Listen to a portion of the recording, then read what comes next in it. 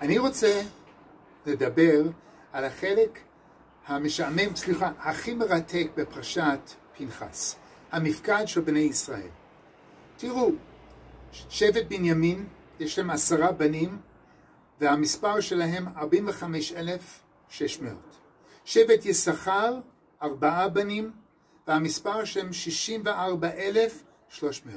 שבט דן, בן אחד, חושים, או שהתורה קוראת לו שוחם, 64,400, יותר מה4 בנים של יששכר, הוא השבט מספר 2 בגודלו מכל השבטים. בן אחד, תראו מה קרה.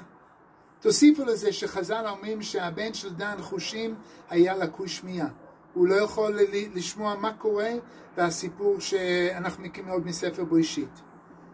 בטח ההורים שלו דאגו לו, איך הוא יצליח בחברה, איך הוא יהיה המשך לשבט דן.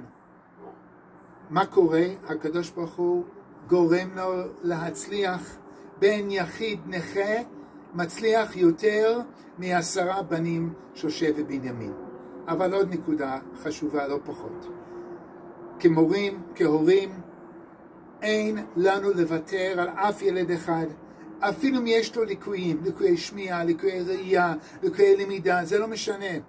הם יכולים להצליח לא פחות מילד ללא ליקויים. ואפילו לפעמים יותר, כמו שאנחנו רואים. הם יכולים להצליח יותר מילדים בלי ליקויים. הלוואי שנראה את זה, ואנחנו נזכה לראות המון נחת מכל הילדים שלנו, מכל התלמידים שלנו, בעזרת השם. שבת שלום.